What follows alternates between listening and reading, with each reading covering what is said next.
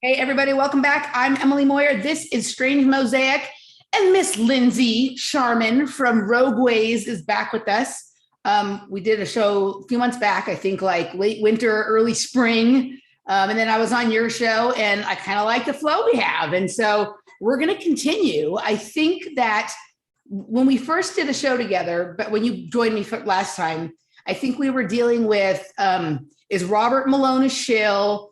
Novak Djokovic, the start of the Ukraine thing that seems like eons ago in some ways, but in other ways, like I'm looking at the news and I'm like, US Open is probably not going to allow Novak Djokovic, even though he's played at French Open and Wimbledon, right? Like, and you know, Robert Malone is making the circuit again. He's been coming up in my feed. And I think we all have we all still don't really know about the Ukraine situation, but now we have, the Roe v. Wade leaks and like the threat of impending gun control that really actually seems to maybe be the same laws that we already have, but people get excited about them.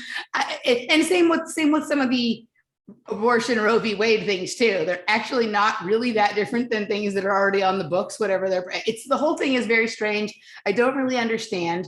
And so I thought maybe what we could do is in the public hour here, we could make some sense of the outer world, both in terms of what you're paying attention to, like, as far as that chaos, but also I know you look at a lot of things astrologically, as far as what the cards are telling you. You do a lot of readings for people and ceremonies with yourself. Like, what has your attention sort of outwardly? And then in the second hour, we're going to dig into like the reasons all of that chaos exists and what we're being distracted from, because I think all of those things indicate like a lot of opportunities for things that they don't even want us to know exist. And we started getting into that last time I was on with you, and that's dealing with time travel, dimensional travel, like layered realities, all of that kind of stuff. So does that sound good? Sounds perfect. Awesome. Lindsey, always got the best how are plans. you?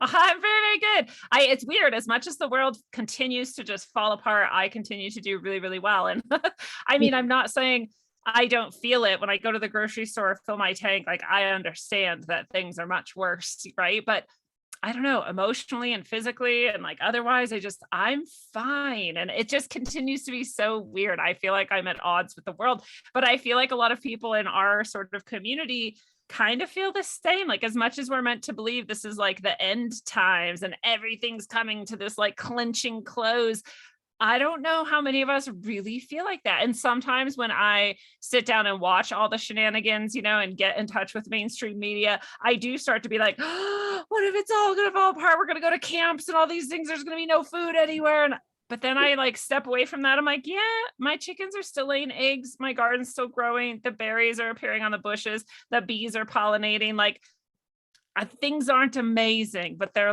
pretty okay. So I don't know if you have that weird feeling as well. Yeah. I had a particularly sort of challenging late May and into early June because I was traveling for a month, and some of that travel entailed finally, after more than 2 years, getting to spend actual time with my father, who's been very ill. So that's been challenging. However, I am in a significantly better place in terms of like how I manage my own self and my own life than I was the last time we got to spend time together. So even though it was difficult to see him looking like he just got out of the camps, right, because he hasn't been well, there was like this level of like mutual respect, like for each other, but also respect from him towards me that I haven't had from him since I was like a kid winning gymnastics meets, right? Because of exactly what you're talking about, right? So that, and I think there's a couple of things. I think, first of all,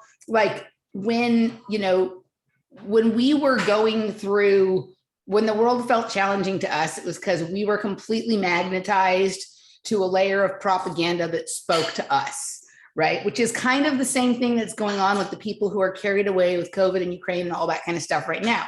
Like, it's just different propaganda for different people. Like, the first several years of what you go through in your initiation into alternative medias and realities and conspiracies and all that kind of stuff, it's equally as meant to sort of disrupt, distract, confused, just, all that kind of stuff as the mainstream one. It just, that doesn't appeal to you. So that doesn't work. So there's something else.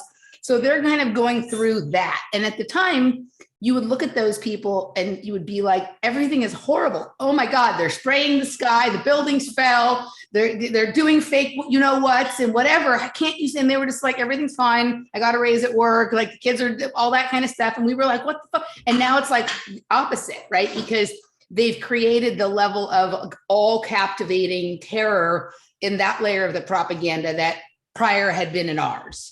Right. And so now they're like, how can you just go on with your day talking about silly things like cards and time travel and whatever, when there are people dying in Ukraine or, gas costs, whatever. And so it's just like, oh, isn't it? It's kind of interesting how the worm has turned to a certain extent. So there's that. But then if you think about it also, like my dad grew up in the 50s, which was when we were in the Depression and the war, or not the Depression, the war, right? It was the war. And so like women had to go to work and all of this kind of stuff that was happening. And that was considered to be like the hardest time to grow up in. But our parents experienced the biggest increase in quality of life of any generation. Right. And, so I think every generation goes through this. I think when they were going through it, it was like, oh my God, the world is never going to be the same. Like we're having to give up. We're having to make sacrifices. Mom is having to go to work. We're having to eat food from cans, right? Kind of thing. I think every generation goes through this. And, it's that friction that has created progress. And like, whether we like all the progress or not, and some of it we definitely do, right? That doesn't happen without there being a little bit of that fear that if I don't get ahead, I'm going to fall behind. Yeah, it was when you were talking about all this, I was thinking about another aspect of why we're sort of doing well, despite all of this, is I think those of us who are sort of spiritually primed, emotionally primed, and mentally primed to understand a sort of larger picture of reality or a deeper picture of reality, when we go through the darkness, and we do this on the very, very personal level, over and over and over again throughout our lives, everyone does to some degree or another. It's like the hero's journey and all of this. We're just doing it more and more and more all the time. But we go through the sort of darkness and the struggle and that friction you're talking about, and it equals progress for us too, like internally. And so, right, when I go through this and I realize like, yeah, the whole world might be run by child eating people, then, and then I come out the other side, I'm like, well, here's the truth, that here's what's true for me. And here's what matters to me. And it's always kind of the same things actually too. You're like, it matters to me that I have integrity. It matters to me that I'm honest. It matters to me that I don't do things that I think will harm others. And it matters to me that I, attempt to at least progress that feeling and understanding in others, that they too are empowered and capable of, coming through any darkness and coming out the other side stronger, actually progressed, not progressive, but progressed along whatever your personal journey is. And so that just keeps happening. And I keep being like, wow, I'm doing amazing. Good job, me. But without all of that friction, would I have been as good? Would I be doing as well? I don't think so. So it's at every level, sort of I did an episode a while ago called The Darkness of Purpose. And really it's a purpose of darkness. Like if you think of evil or destruction or, whatever you want to call all the negative sort of things in the world, they all actually do have a purpose. And this is one of the main purposes, I think, to any sort of hardship or adversity, is to force us to sort of like jump the hurdle or trip and fall. Even if you trip and fall, you can try again. It's not like this is the end ever. There is no end, but you have to work to be able to jump that hurdle. And it's that Saturnian energy, like I'm into it. I don't know if we're still in Saturn retrograde right now, but I think we were at least very recently, and I felt it. Oh yeah. So a couple of things sort of pop up with what you're saying. Like Laura has a shaman she works with, likes to say the darkest shit makes the best compost, right? So there's that. But to what you were saying before, there's a couple of things. I think I every once in a while will tune into, like, there's very few people I listen to on a regular basis anymore, partly just because of lack of time, right? And then also just like there's some narratives and some like frequencies I'm just not at all, I don't vibe with at all anymore, even though they were an important part of my journey and I appreciate that and respect that. But some of these people who like informed me long ago, like you can tune into them and they're still like tooting the fucking same horn they were tooting in 2009. And so I have to ask myself, do they really believe that? Right. I'm sure that there's some of them that really still do. And then there's others that don't, but they have found that like, that's a better market, right? People who have become settled in themselves don't spend as much money as people who are scared, right? And they just don't, right? And so sometimes we note like there's been times when like, and it's a hard thing to accept, but sometimes like, you know, I'm not listening to less things. So sometimes when you have months where maybe there's a little support than others, it's like, okay, good. Everyone's going off and doing their thing. Right. And it's not necessarily a bad thing. It's a cycle. It usually evens out somewhere else. Someone else shows up, something else shows up. But it's like, you know, if like I tuned into someone that I used to listen to like probably in 2009, 2010, and they're still on the Patriots, like they have got to get the Democrats out of office and all this kind of stuff. And I'm just like, this person cannot seriously still be believing this, but this person has made a really good living for themselves doing that. Right. And so it's like, okay. So there's that part of it. So there's some people, so whether they believe it or not, it's like the same as believing it, because if you keep doing that, even though you don't believe it anymore, it's just the same as basically believing it. Maybe it's like a worse thing, right? Or the other people, I think, are people who are living in a lot of fear, haven't dealt with their physical health. Right. They might think they have, right? Because maybe they're, you know, like they're doing all of the current things about health or whatever, but like they either, and I don't think everybody has to have a health catastrophe in order to like have one of those experiences we just talked about. It can be helpful for someone, but like dealt with it in terms of like, if you want to do cool shit, you have got to be in control of like your endocrine system, like what is happening on a cellular level, like how chattery your brain is, how far out of proportion you let your emotions, your hormones, your whatever pull you on a regular basis. And I still see a lot of people who don't think that that's part of the process. Even people who like, especially sometimes amongst the spiritual people, they think that like, they don't really have to do that because the body's not real. Oh, fucking yes, it is, dude. Yes. That's the technology that this is what you have. Like anything you're worried about that's really outside of this is actually not that much of your concern, right? Like whatever they're doing, making fake babies, making clones, doing weird experiments. Okay, whatever. You have your body. They're not doing it to that right now. This is your concern, right? And a lot of them haven't dealt with it. And so I think the correlation between people who are not having this experience right now of like, wow, it's chaotic, but I'm actually good, are doing one of the three things that I just mentioned still, or haven't overcome some of those hurdles. And like, I certainly have had to contend with each one of those at some point. And they're all always like clamoring to lure you back, because there is like sometimes like some, I don't know what it is, but there's like a lot of satisfaction. Like it just feels really good to have one of those fucking hysterical fits about what's going on in the outer world, or blaming everybody else for something else and whatever. There's like this immediate satisfaction that you don't get from doing the work. The doing the work satisfaction comes later. And sometimes you just want to scratch the itch now, right? So.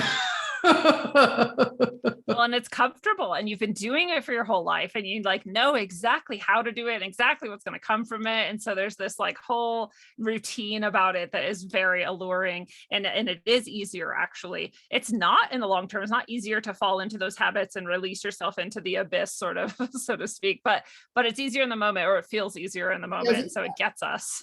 Yeah. But it is of energy that goes along with it, that release for some reason. It's like it like resets your nervous system and allows you to like begin in a way that like is a relief, even though it's not really good for you. Yeah. That dream, like, you know, whatever that is. So it's kind of like the hurdle jumping, right? Like you fell and now you're going to like try again. You're going to get over the hurdle eventually. It is really interesting. I have been focused more, and when I do any of my own spiritual teaching or guidance, or whatever, this is one of the quadrants I'm always focused on, is the physical health. And I, again, like you said, especially in the spiritual realm, people tend to ignore it. They're like, oh, I just love my body and we just accept and we just whatever. And it's like, well, you love your body and accept yourself, but you also then like work to find out what your body needs in order to thrive. Not many of us are thriving. I'm still on my thriving journey. Like I'm still figuring things out. I was at acupuncture today, and I was telling him what was happening with me, and he was like, oh, that's related to your lungs and your heart, and I'll work on that. And as I was laying there, I always go into this sort of deep meditation, and I was reliving this experience when I was young, where I was like smoking formaldehyde. And I was like, oh, when I came kind of out of it, I remembered my naturopath years and years and years ago saying, when you're cleansing, if you have this memory come up and you have the emotions related to it come up, you have some of the symptoms related to it come up, like that's what you're clearing out of your body and your auric field and your emotional field at that moment. And I was like, oh, my lungs are healing from this fucking formaldehyde I put in it like how many years ago? And people, when they hear things like this from me, they're like, oh, you must have like just recently kind of figured out like how to eat cleaner or what toxins are. And I'm like, no, I've been doing this my whole life. I did raw food for a year or more, like over 10 years ago. Yeah. I'm not saying I was perfect that whole time at all. I'm just saying like this body loving journey and the increasing of your internal thriving and that piece of the pie, it's like the least understood and the least often tackled. And a lot of times we just say to ourselves like, well, this is good enough. Right. Yeah. It's like, I'll eat pizza like 3 times a week instead of 7. And like, that's good enough. I mean, I guess it is good enough. But at some point, and I say it like this, like when you get your body clear and your energy levels are up and your mind is like a freaking lightning rod, like it is so different from any other time when you're sluggish or just kind of like, oh, I need my coffee and like a cigarette or whatever. Nothing can compare to that clear bodily, like thriving energy that you can tap into. And your spiritual channels are wider, they're brighter, they're clearer. Your mind is wider and brighter, clear. They all work together. This is the hermetic, like as above, so below thing. So I don't know exactly how we got onto this aspect, but it's so much more important than most people think. And a lot of people cut themselves a lot of slack, and that slack is going to like choke them in the end. Yeah. I mean, I agree with you. And I think one of the things that the body does, so like I have an experience as well, where it's like weird, like I've been clean from meth for 7 years, but every once in a while, something will happen where I feel like I'm high again for a minute. Or I feel like I smell that smell or something, even though I'm not around it. And I think that like some of this stuff does hide out in certain places in our bodies, right? For a long time. Like I think I went through something this year where I was literally detoxing some meth that had found some like hiding places. And that doesn't mean it's like still active as meth in terms of getting you high, but it is metal and it's sitting around and it's like I think kind of I was having this conversation with a client today. Like, I think sometimes what happens is like you get clean off of drugs or you have some health problem and it gets better. And if you feel so much better than you did before that you're like, it's all good. It's all perfect. Everything is wonderful. And like you're putting new things in your body that are good for it, different food, different drink. And the things that are in there that are bad for it, some of them are detoxing, but some of them are just like, well, what's this coming in? I'm going to go hide. And it like hides in your joints, different places, hides a little in between places. And then you're putting all this healthy stuff in because you're trying to overcome something that it almost like seals it in for a bit. And then years later, you're like, I'm good now. I've been healthy for a while. Like I'm still doing it, but I don't have to be like on it every minute or whatever. And the other thing is you've become better at like your water intake, your oxygen intake. Those things are all great for the body. Guess what they're not great for? Metals that have been hiding in your body, water, air, oxidization, right? Like going to start like getting rusty or whatever. And now you're not doing every little mantra and every little routine and every little cleanse that you were doing before. And so suddenly like, right? Like I've had to get a bunch of shit out. And I think that like a lot of people who think they have things like fibromyalgia or whatnot, I actually think that they have all this leftover remnants of like whatever they were doing to themselves before all the health crisis started, or whatever it is, right? It's hiding and it comes out and you don't get the high that you used to like or whatever from it, but the bad effects, it's like, if you really think about the way it feels, it's almost exactly the same, right? So I think that is happening. with some people. And then you said something else when we were talking about like this, the journey. What was there was something else I was going to say. It went and maybe it will come back, right? But I know what I was going to say. The other thing that I'm starting to observe both like in how I'm like dealing with myself and how people that I like respect or admire in some way for some amazing feat that they can do, how they deal with it. And like for me, symbolically, like the tennis is like the diorama for me. I look at it. Okay. If you look at, there has not been a huge rise of new tennis people. We're all dealing with the same people we were watching in the early 2000s, Djokovic, Nadal, Serena Williams, all these people, right? Some of them have learned to manage their bodies better. Like they can't run around and compete in every tournament every week. They don't win on a weekly basis anymore. But when it's time to show up for the big show, they have figured out all the things they need to do, eating wise, drinking wise, sleeping wise, preparation wise, rest wise, to be able to like show up for the moment, right? And that's a skill. Like that's what longevity is about, right? It's about kind of like priming yourself for the moment. So even though you're still on this health journey, like I think we're about to go into a phase of like extreme life extension for a lot of us.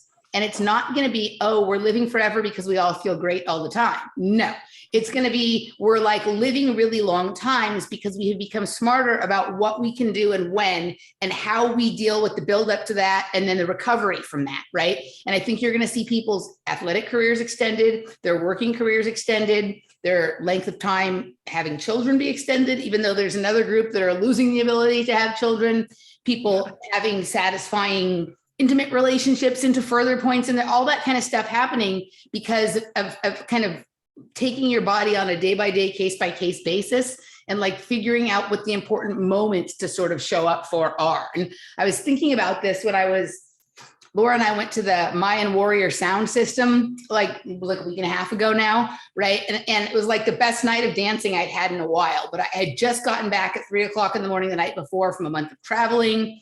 I was kind of tired, like out of my normal workout routine and what I normally eat and whatever. And I was like trying to figure out how to manage my body so that I could like do what I wanted to do over the course of the whole night and enjoy myself in the way I did. And I was like, oh, I figured out some smart stuff. And I was like, I should always do that. Like, even if I feel better enough to like not do that, like I should do that because that actually like makes me able to go, you know what I mean? So I'm seeing myself start to do that. I admire that in some of these, you know, like athletes or people who do musicians or whatever, people who've been able to extend themselves. And I think it's what you're talking about. It's like, there's not like, there's never a point of like, I got it now and I don't have to worry about it anymore. Yeah, no. And we do that. We trick ourselves into that over and over again. Like you said, we feel better than we did. So we're like, cool, I'm good now. There's also that cleansing effect that when we are cleansing in any way, we're going to, feel kind of crappy for a while. And I think that's exactly what, I was expressing, or for the lungs and the heart and the acupuncture. Because when you think about it, like you said, piled all these toxins in, your body cannot deal with them all. And this is why it pushes them into fat and it stores them in different places in different ways. It's a genius system. Like, oh my God, I can't even imagine what designed the system is so amazing. And so when you finally then have enough health, enough time, enough freedom from stress that you can start to process and release enough cleansing in your liver's capable of handling it. Like, all these things are in concert, and it knows right where it stashed it, and it will go and grab those and bring those out. And releasing toxins is never fun.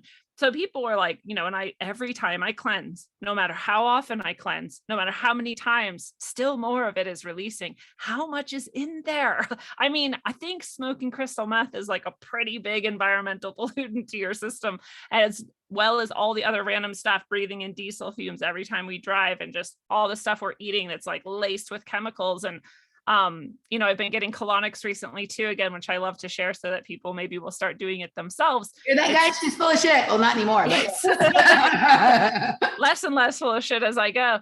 And I always forget, like, I don't know why I stopped doing it. I forget how amazing it is. But I was reading this book, it's called Inside Poop. And it's from one of the leading colonics experts in the United States. And he's talking about, so he got to the point where he does a colonic on himself like every day, right? And he was doing this for how many years?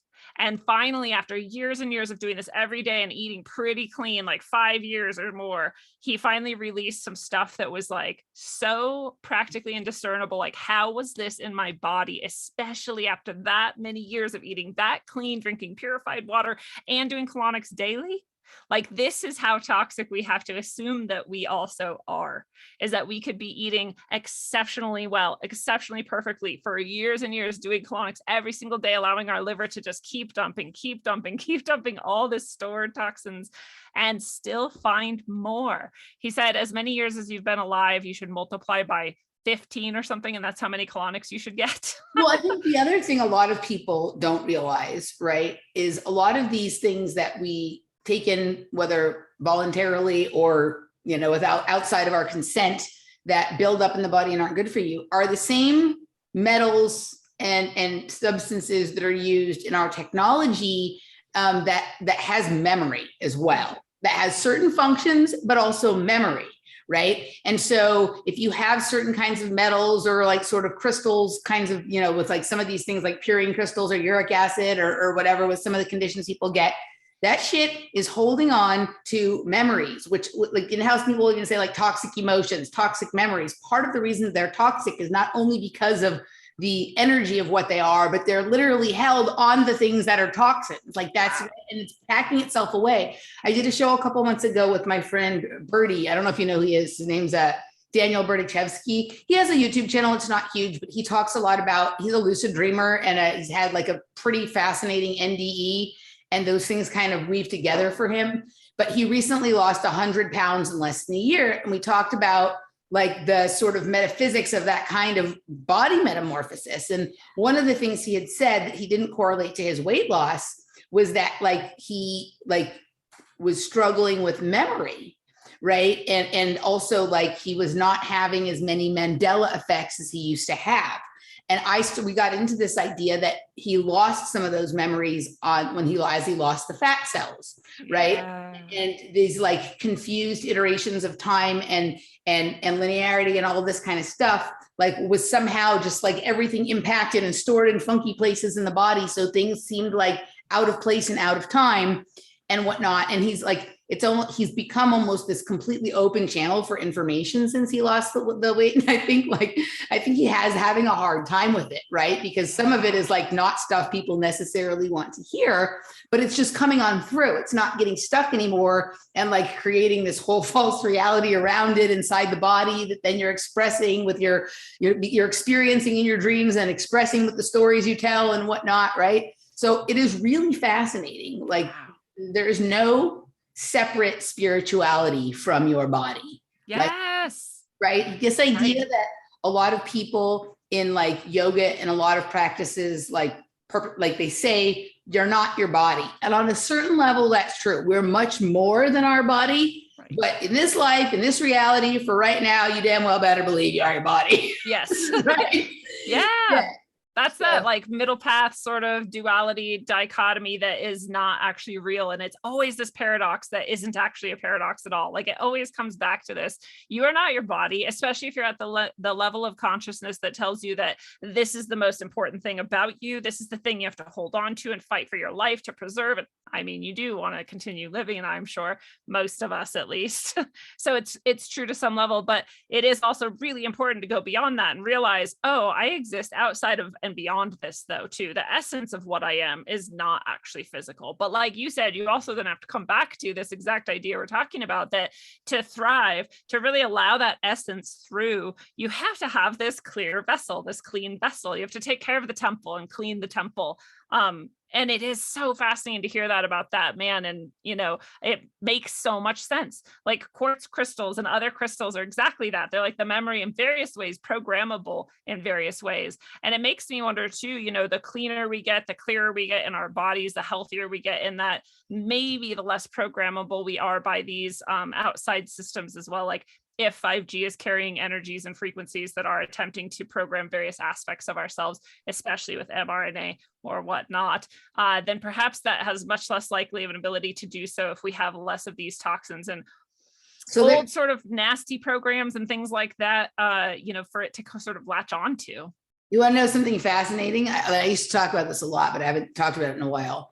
You know what the resting amount of blood in your body, your resting amount of sugar in your blood should be? Sugar in your blood? No. Like if you don't, if you haven't taken in something that's sugar, that is a sugar spike, 5 grams. So it became very clear to me that like to deal with 5G, you don't want to let the sugar in your blood really build up or remain at a level above 5 grams, right? It doesn't mean you can't ever eat something that takes it above that, right? But when you're in that above state, that's when you are subject to all of that, because sugar also crystalline subject, very programmable, changes the behavior of people who have consumed vast quantities of it, also associated with memory. Like how many times have you seen a little kid like throw a holy terror fit when they've eaten too much sugar, and then the next day it's like they have no memory of the fact they were like, couldn't even remember what they were in trouble for being naughty for, or whatever, right? So yeah, like that's the resting blood sugar rate for someone who's healthy and hasn't consumed sugar spiking foods is 5 grams. Yeah, and that makes so much sense. They do that shit. They do. Yeah. They put the solution in plain sight, and nobody wants to hear what it is. I love that work you did and that idea you had about the sugar being programmable, and so fascinating. It's such a good point about the 5G. I had no idea that was the amount we should have, and it's what's the average American eating? What's the average American at? I think it isn't necessarily like that you have to be at that point. That should be like your resting spot, right? Yeah. So like I think, you know, when you lay down in bed at night to bed to go to sleep, or when you are like at your still point, obviously just after a meal, if you have any kind of carbohydrates at all, it's going to be a little bit higher than that.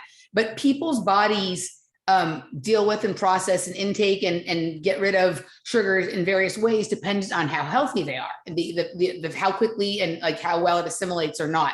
And so people who are not at optimal health, right, that sugar will do crazier things in their body than somebody who has like a diet that can sort of intake it at a slow and steady process and then discharge it as well, right? And so I think the idea that you want to spend as much time at that resting spot in terms of that as you can.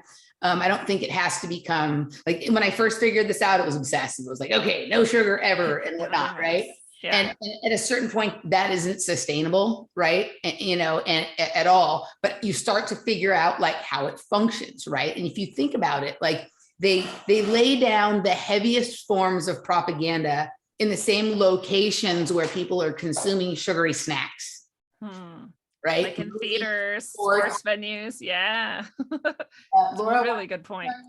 The sugar consumption in the United States is on the rise. Oh yeah, of course. Over the last, she asked what was the amount, so I looked it up. Oh, what is the amount of what? It's 11 metric tons of sugar. Oh, the 11. Oh yeah, that's how much. That's how much people eat per year.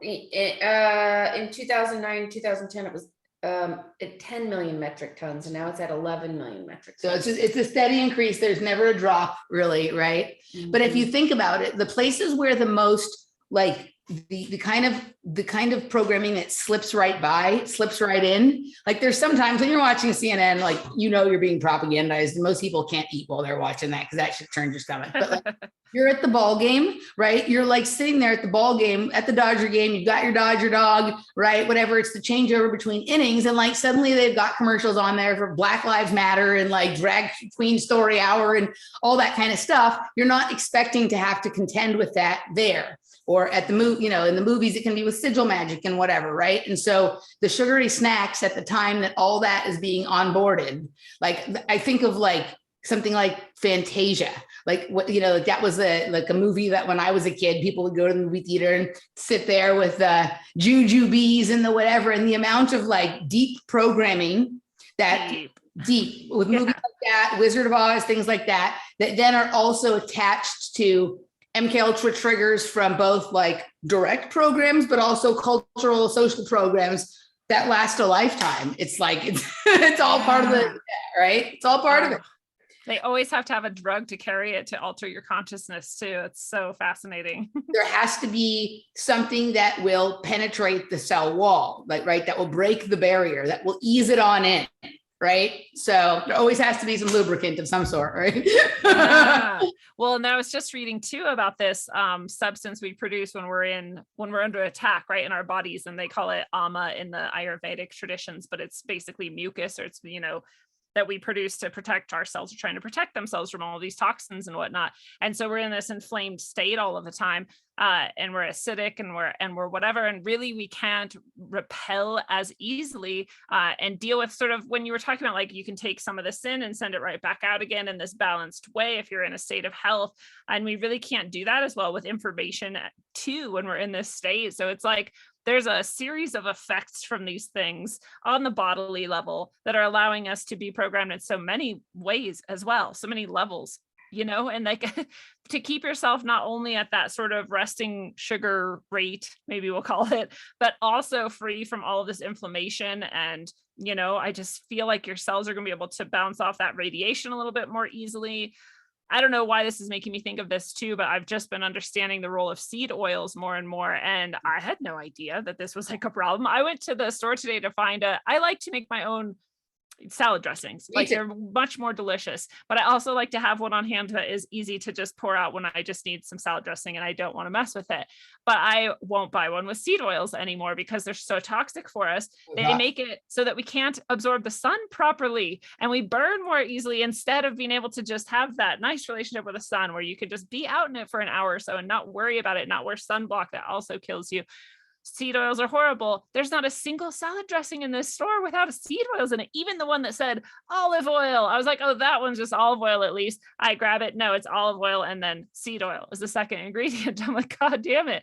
So, there's all these levels. Seed oils, this mucus we're producing in response to all the toxins, the sugars, and all of them are allowing various forms of radiation, or transforming the good information and the good radiation into negative radiation and negative programming. Like, it's crazy. The sun is essential for our cells to act correctly and to do what they're supposed to do, and you cannot replace it. There is no replacement for it. There's no vitamin D supplement or fake light that is going to give you the same mitochondrial effects as the sun will do. It's insane, and we just have been programmed to burn in it and avoid it and slather ourselves with bullshit to protect ourselves. Right? And so a couple things about what you said. So first of all, like, it would be interesting, and it just gave me an idea for something. I'll have to marinate with it for a little while before I express any thoughts more about that. But food and information are quite similar in a lot of ways.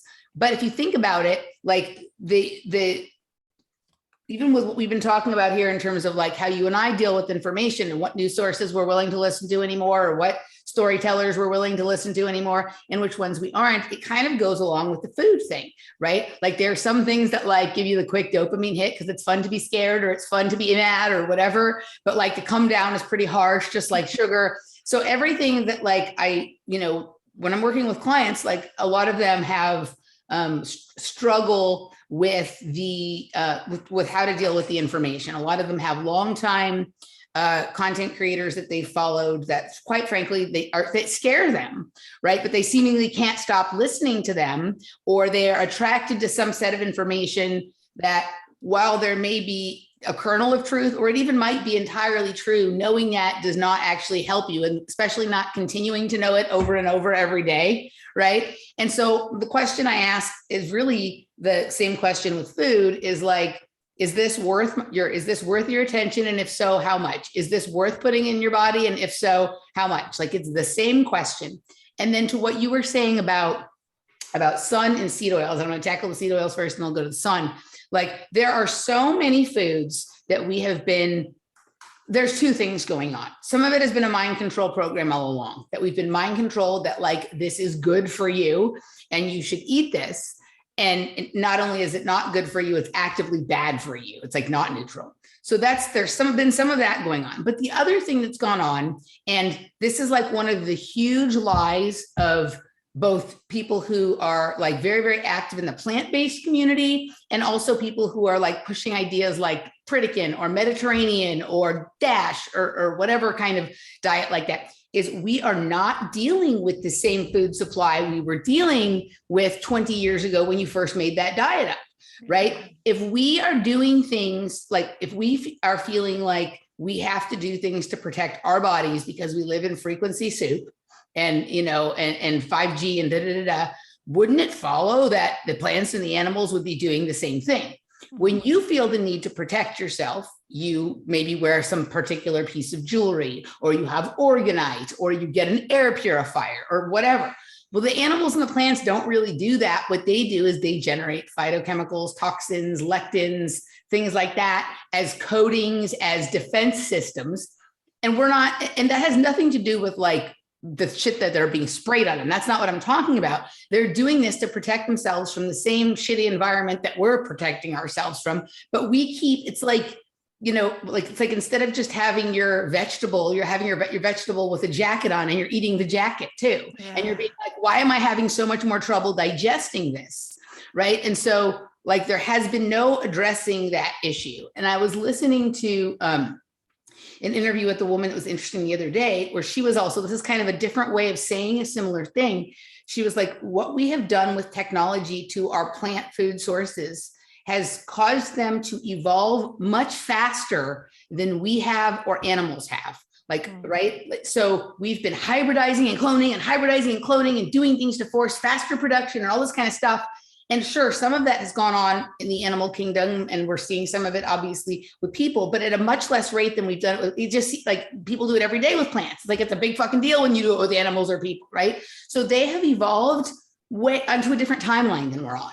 So like if we had not done that, we wouldn't be having some of the problems with plant digestion we're having now. But essentially the plants we have now, even the ones that are quote unquote organic or not sprayed, are actually food for like humans that might exist 200 years from now, not now, right? And there has been no conversation or reckoning about any of that, right? Right. Then to what you said about the sun, right? And there is a relationship between these things. So people have been mind controlled to think the sun is dangerous, the sun is bad for you, the sun is going to give you a sunburn, it's going to give you cancer, UV rays are harmful, you could damage your eyes, don't sun gaze, any of that kind of stuff, like, right? But I don't know what you look into, but I don't know if you've heard of prismatic melanin, but like there's a theory out there, and like it exists in more than one arena, that like people with darker pigmented skin, right, that their relationship with the sun sort of transmit the sun, they're able to receive more information from the sun based on the fact that their melanin is prismatic and can take in like the vast array of the color spectrum. Right. And for my own self, my ability to download complex information and then sort of figure out a way to express it so that the most amount of people can understand it increased the more time I spent outside when I really started running and exercising outside a lot. Right. And so, I like to be out in the sun. I like to be out there when it's hot, when it's sunny. I'll stay out there for 2, 3, 4 hours exercising. I'll lay in the sun. People are like, Emily, you're going to get cancer. You don't use sunscreen lotion. I'm like, right. Like, I just like, no, like whatever. Since I was like a taught child, I did not want suntan lotion. Do not, but even like my parents would have one that smelled like pineapples and coconuts. I don't want that.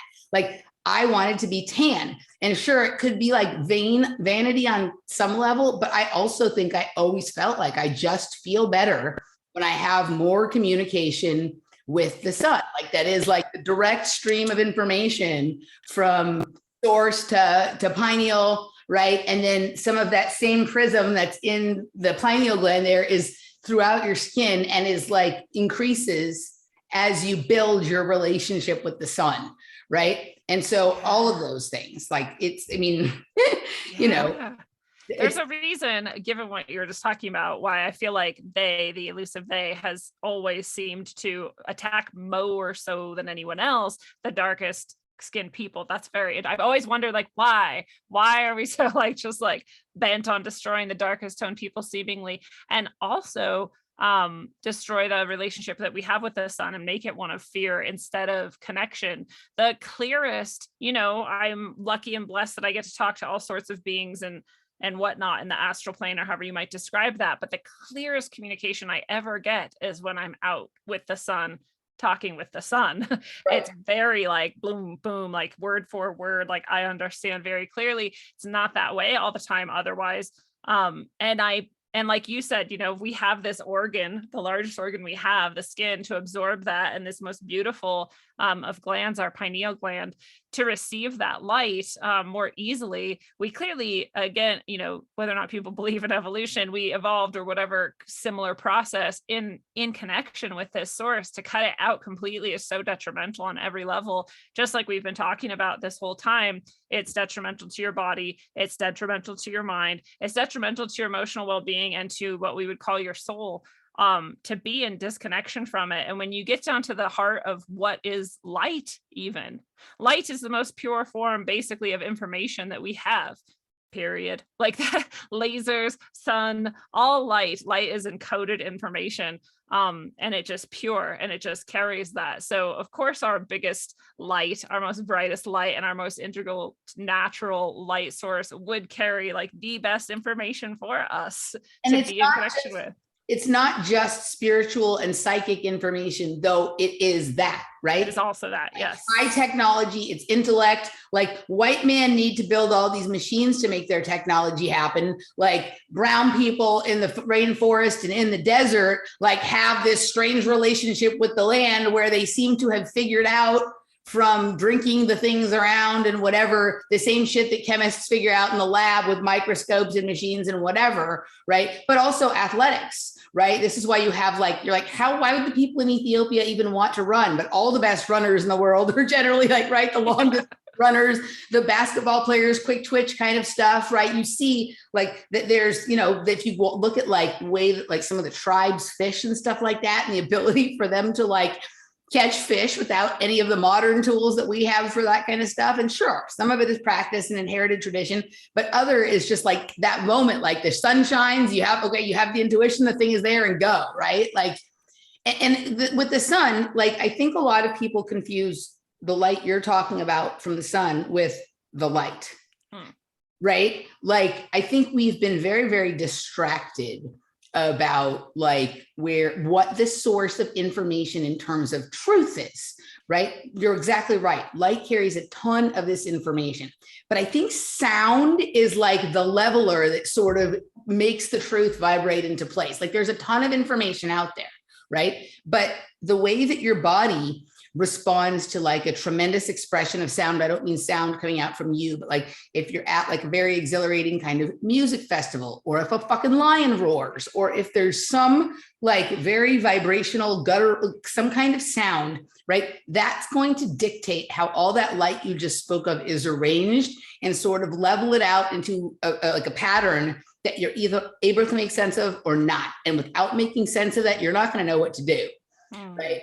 You know, and that again goes to sound can be very disorienting if you're not like in a healthy place in like your mind and your body. Even sounds that are somewhat healing or peaceful in nature, right? Like I remember going to like a sound bath when I was like in a funky place, and like it made me feel like I was going crazy. It made me nauseous. It made me want to throw up. I didn't like this at all, right? Another time, and again, some of this could be maybe the person who is the practitioner, I don't know, but like when you're in a different state of mind, that can be like a very informative or blissful or relaxing or whatever kind of experience. So it's both, right? But like a lot of people like, oh, I just have to let the light in, you know what I mean? Or kind of like, you know, I follow the light and didn't know that is not the shit that's transforming that information. Like that is the sun. That is not this white light of, you know, whatever it is. The people who don't think their bodies are important are sort of seeking, right? Yeah. It's really fascinating. This idea too of the source. So if you're talking about like the Tao or whatever you want to call, like what was beyond all of it, what was the actual source of all of the things? This is sometimes referred to as the luminous darkness, right? It has no light actually, but it's luminous. Well, what's coming out of it? Well, if you look at all of the traditions of everything, everywhere, apparently what came out first was sound. And sound created all of this, and all of this is cymatics, actually. 100% of it, all of the time. Everything has its own specific vibration, its specific tune, right, that it's singing to the world, and its specific ability to receive as well and understand that, all in harmony and concert with each other, or disharmony and lack of concert with each other. That's everything. Our teeth, even, I never expressed this quite correctly, but Dr. Thomas Cowan, before all of the nonsense happened and he got onto just that topic primarily, he has a book called Cosmic Heart, Human Heart. The heart is not a pump, right? The heart is not a pump. Yeah, it's a vortex, right? Yeah. And in that book, it's a beautiful book. Anyone should read it. He came on the show to talk to me about it, that book specifically. And he talks about how our teeth, when we are children, we have a certain number of them, and they correspond to the sort of, God, I'm so not a music person, so I'm so bad at this, but like the scale that nursery rhymes also correspond to. And when you're a child, you like those types of sounds and those types of tones, and they resonate with you more,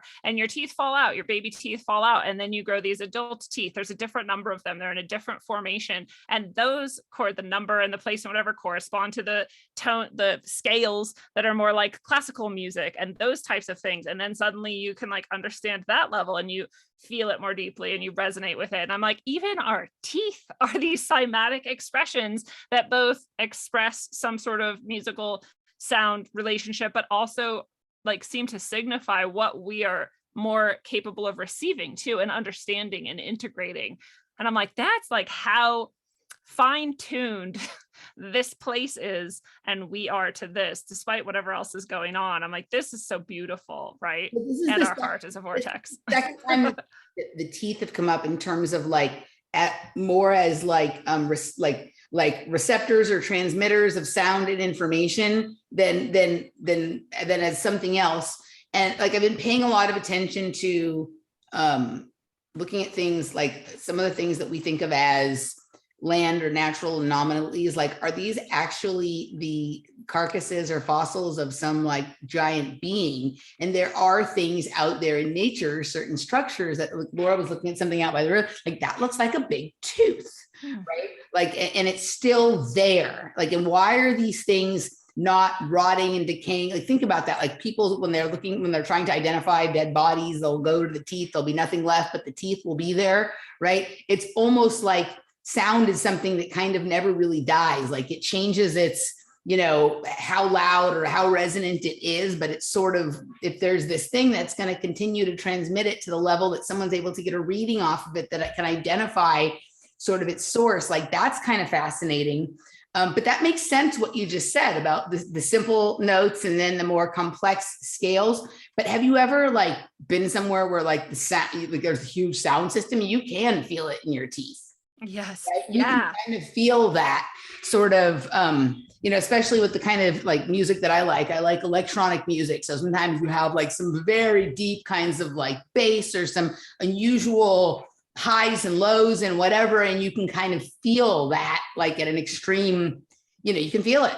It feels like fillings are going to fall out sometimes or something, right? Seriously. And on a more subtle and fine-tuned level, I imagine this is why we have all of these also traditions that focus on the hair and never cutting the hair, because your hair is also these very long crystallized sort of antenna, and then we like go cutting it and dyeing it and doing all this stuff to it, but we're like reducing our ability to be interacting with our environment in the most subtle ways, I think, when we do that, along with our teeth and every other part of our body. Every time someone's like, oh, I'm going to cut out my tonsils, I'm going to cut out my whatever, I'm like, well, I mean, I'm pretty sure there's a purpose for it, even if we can't figure out what it is, or we don't think it's like relevant anymore. It probably is cymatically, energetically, or just in some way, like it's probably pretty profoundly important, actually.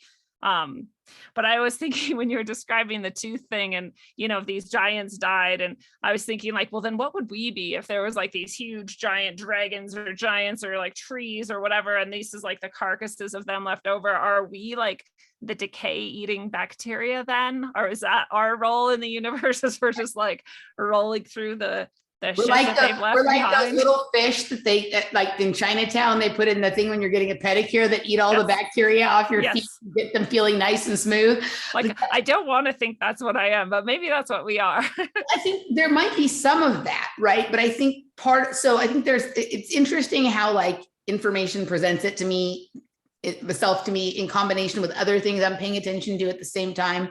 So a couple of things. So like, I think like we all have to be honest about like, we have no the fuck idea, like who we are, what we are, where we are, what the fuck is going on.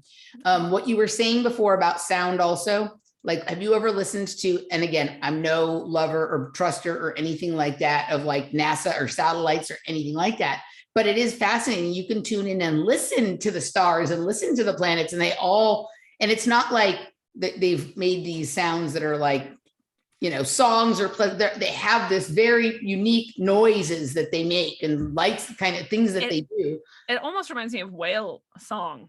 Like it's totally, like 100%. Like I went on a whale watching thing one time where they had a microphone that they stuck down there and you could listen to that kind of thing. So yeah, it's very similar. So that, but also that, so the same person I first heard about prismatic melanin from, I've been talking about him a lot lately because he keeps presenting himself. He passed the beginning of the nonsense, supposedly of the nonsense, but I'm not buying it. Is this guy Kalindi E, who's very well known for a number of things, but mostly for taking like really high doses of psychedelics, 30 to 50 grams of mushrooms at a time, and exploring the realms. And a couple of things. So he says that, if I'm understanding it correctly, right? Like we miniaturize ourselves in preparation for like storing ourselves in another dimension for immortality, right? So one of the narratives that's been going on for like the last couple of years that is fascinating and super interesting, like it's fun to do. I'm not even saying it's all wrong, but I think part of the reason that they like to let people run wild with it is because it reinforces this idea that we are somehow less than the things that came before us, is like the Tartarian narrative where there was all these giants and everything was bigger, right? But people, as they become more, like we make our technology smaller as it gets more advanced and we're able to take it more places and do more things with it.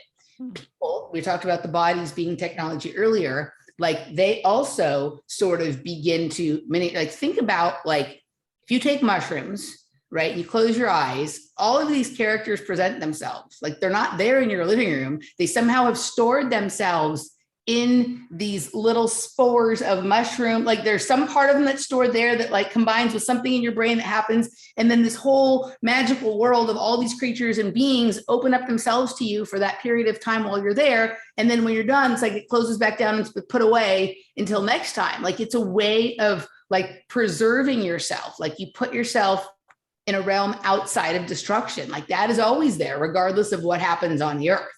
Right. And that the miniaturization is part of that process. Wow. Right? It reminds me of the experience, if you've had it, or if anyone listening has had it, where you are quite fortunate perhaps, or very well practiced perhaps, to like step out of yourself. And it's really hard to describe because when you do it, you're not you, and you're also not really even perceiving.